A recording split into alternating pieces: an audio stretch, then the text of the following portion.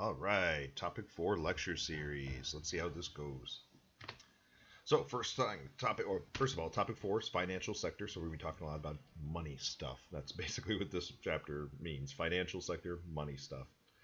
If you're following along in your book, by the way, it's section 5. And remember, I put every module, so every textbook module, I try to put it right there underneath the subtopics, wherever it fits the best. So first thing, topic 4.1, financial assets. This is a big this is one of the biggest parts of this chapter because it goes over a lot of information. I'm going to break it up into a couple of smaller videos here. All right, so a long time ago, there was a guy named Michael Jackson. And Michael Jackson was one of the top-selling, best-selling recording artists of all time in history.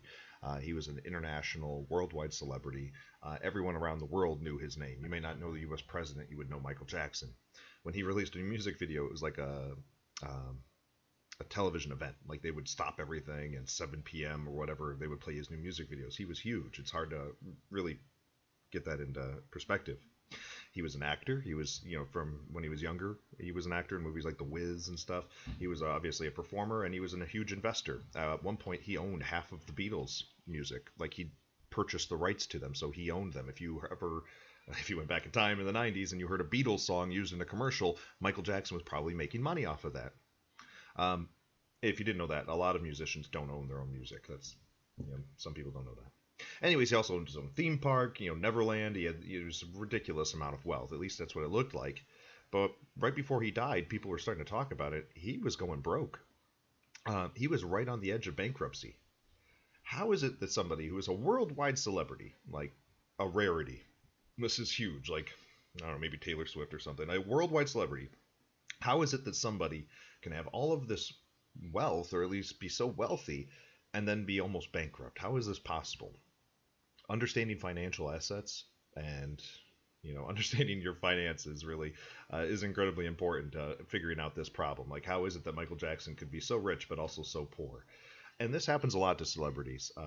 MC Hammer, that's another deep cut. But 50 Cent, all these people. There's a lot of musicians who are very wealthy but also very poor, and it has to do with financial assets, especially with liquidity, which is what we're going to talk about in this video. So how can somebody be so rich and so poor? Well, there's different types of financial assets, and we'll get into them a little bit later on. They all have different advantages and disadvantages. One of the first things we need to understand before we can look at any financial asset is the concept of liquidity. This is kind of weird, but like liquid, think like it's flowing. It easily flows like a river, right? There's nothing blocking it getting in its way. So some things like cash, and slightly less so, but still pretty liquid, money in the bank, are very liquid, meaning it's readily available to use in transactions. If you have money in your pocket, you can go to the store and buy something. If you have money in your pocket, you can go to Taco Bell and buy a chalupa. That's liquid. That's really liquid cash. So they're going to take that no problem. And so liquidity, is just basically how easily it is to turn something into a value or have something of value and use it for transactions. That's about it in a nutshell. So liquid, think like cash primarily. Money in the bank is like one step away, but still you can go to the ATM, you can get your cash out. Unless the bank shut down, it's still, so it's slightly less liquid, but it's still fairly liquid. Some people might be very wealthy, but their wealth is illiquid. We said Michael Jackson had his own theme park. Okay, that's a valued good, right? The theme park, I don't know, he's got one of those boat rides and stuff. He's got a Ferris wheel.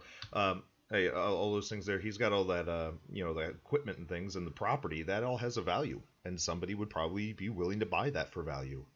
But can he go and buy a chalupa? If Michael Jackson pulled through the drive-through and did not have cash in hand, he can't say, well, hey, do you want one of the ponies off of my, merry-go-round? Like, that's not going to buy him a chalupa. That's very illiquid. He could do it, right? He would have to sell the merry-go-round to somebody who wants to buy one, or sell the entire property of Neverland, and then he would get liquidity. He would have liquid cash. He would have money from it, but he has to go through a lot of steps in order to get that liquid cash to be liquid, to have that money that's easily used in transactions. So some people have a lot of wealth. Like if you own half the Beatles music, that's great, but you're not going to be able to go buy a chalupa with Hey Jude. That's not how it works. So you have to be able to convert that into cash. So understanding financial assets, understanding that concept of liquidity and how liquid things are is incredibly important. Question time then. So why not just hold on to a pile of cash? If liquidity is important, right, and the ability to go and buy chalupas is important, then why doesn't everybody just hold on to a pile of cash? And the answer is some people do. Some, older people, especially people who survived the Great Depression, would hoard cash and not trust banks. You've probably heard that before. Some corporations like Apple have massive cash reserves. Some countries do too. Not the United States of America so much, but China has currency reserves. Saudi Arabia has large amounts of currency reserves, and they keep a large amount of cash on hand. It's usually seen as making you more stable. There's other advantages to having cash on hand, but there's also a problem, because there's an opportunity cost. And a lot of times, this is why we don't. This is why maybe you shouldn't have built a theme park, but this is why Michael Jackson bought half the Beatles, and this is why your parents don't keep their retirement savings in cash. This is why they keep it in a 401k or some other investment portfolio, because there's an opportunity cost. So I want you to think about this for a second. So pause the video here and just think about this for a second. What is the opportunity cost of cash? So what is the opportunity cost? You have to remember what that concept is of cash. No, really, pause the video. I don't believe you, but we'll move on now. Okay, so cash costs. Think about the opportunity cost of cash. So let's say you're like, I don't trust the banks. I don't trust the financial system. I'm going to keep all of my money in cash. Cool, great. So you have this giant pile of cash. That's actually bad for you. Having a certain amount of cash on hand, at least a few $1,000s for emergencies and stuff like that, is a good idea. But if you're keeping all of your retirement savings in cash, you have to consider that there are costs. So, first of all, inflation. Inflation is going to be a cost that's going to be constantly pulling down the value of your cash, right? If about 2 to 3% a year, we'll see what's going to happen here in the next year, but about 2 to 3% every year, that means your cash is worth less. It has less buying power every year by at least 2 to 3%. So unless you're doing something with that cash to offset that 2 to 3% loss, you're putting money into a pile and it's becoming less. It's worth less. It's buying less than it did the year you put it into that pile. Then the biggest one here is opportunity cost. This is the real player here. The opportunity cost is the next best option, what you would be doing with that cash other than setting it aside in a box under your bed. What would you do with that cash? Well, you'd probably be investing it. You would probably putting in do work and make money for you. That's what you should be doing with your cash. That's why your parents and grandparents have retirement accounts and 401ks and all sorts of other investment opportunities. Maybe even buy property and things. We'll talk about that in a minute. There's different things that you can do with your cash to make more money for you. And if you're just setting it aside in a box under your bed, that's the opportunity cost. You've lost that opportunity. You might feel safe and secure having your pile of cash, but you're losing money. And usually several times, inflation. So anyways, if you're putting your money to work and it's making money for you, that will beat inflation. So you're losing money 2 to 3% every year. You're losing purchasing power 2 to 3% every year. But if you invest it and you're making 7, 8, 9, 12% return every year on your money, you're far outpacing inflation, and so you're actually would be beating inflation, so you're not losing any money, and then you're actually making more money as well. So it provides additional income, yada yada yada. How do we do this? How do we get to this? How do we utilize our cash and not lose out on that opportunity? Well, typically this occurs through purchasing assets. And so the financial market is a lot about assets and different types of assets and stuff. Physical assets, we're not going to talk so much about in this unit. It's important to know about them, but you're not going to talk about them. Financial assets is the name of the unit, so that's, financial sector, so we're going to talk a lot about those. But anyways, what do you do with your savings? What does Apple do with its money? Well, we probably invest it somehow. Banks invest money. It's typically how it is. And how can you invest? Well, there's bunches of different ways. Physical assets are one way of investing it. Most people's biggest investment, biggest asset that they're going to own is going to be their house. If they own a house, and home ownership is a big, important concept in America, owning your own home is a financial asset. Now, I will tell you right now, it's not a good investment usually. If you own multiple homes and you're renting them out and stuff, that's one thing. If you only have one house and that's your, biggest financial investment, financial asset, think about how liquid that is. Let's say you need cash, but you only have a house. then okay, you could sell your house. That's going to take a long time. If any of you have ever been involved in moving and buying a house, ask your parents. It's a nightmare. It takes months. There's paperwork and banks and lawyers sometimes involved. It's a big to do.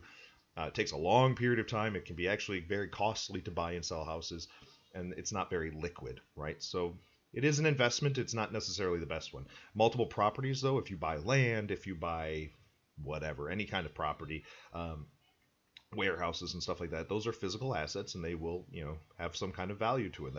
That is something you can put your cash into.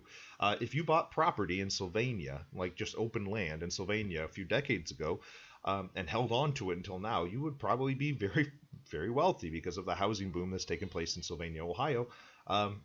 If you sold that property to real estate developers, you'd probably be making many times over what you had originally invested into it.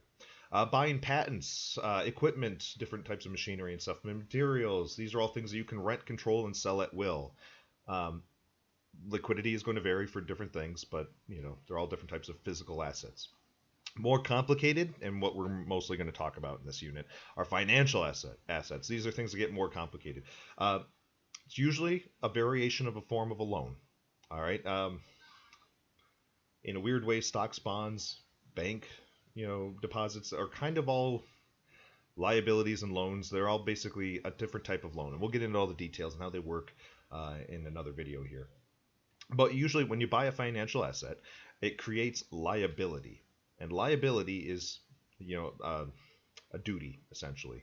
But in this case, when we're talking about financial liability, it's a requirement to repay. So if your parents have a mortgage, they have a liability. They said they signed paper and said they will pay that, mortgage every single month. If you have a credit card, you are liable to paying off your credit card debt, right? You have a liability there. So it's sort of a form of loan. All of these different financial assets we're going to talk about are very much like loans. If you have a bond, right, the company that sold you that bond has a liability to pay you back later on. We'll talk about that here in a minute. All right, so review questions. Which of the following best defines liquidity? So take a second, read these over. I will drink my coffee.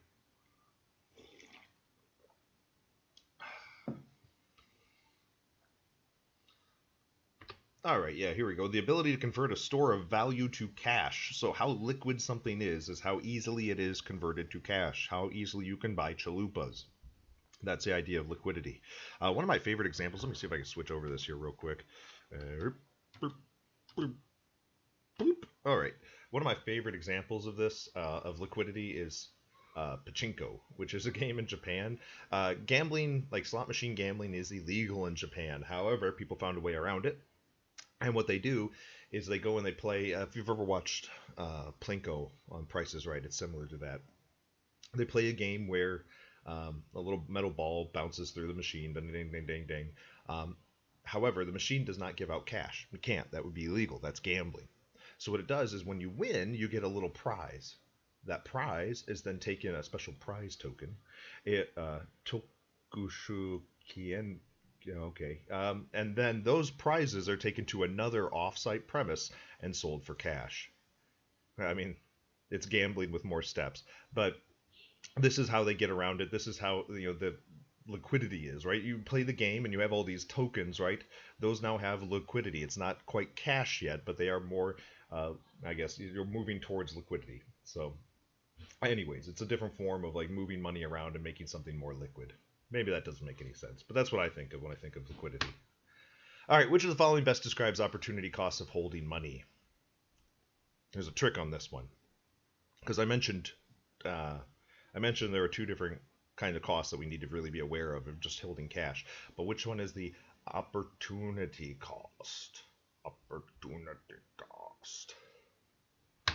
So you might want to say gut reaction is inflation, right? Because inflation happens every year, 2 to 3%, and you're going to be losing money 2 to 3% every single year. And that's a good gut reaction. That is a cost, but it's not the opportunity cost.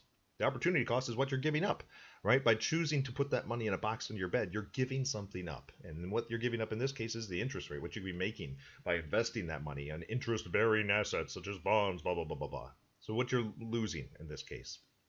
So it's true, you would be losing money to inflation, but the opportunity cost is interest rate. And that is where we will stop for this video.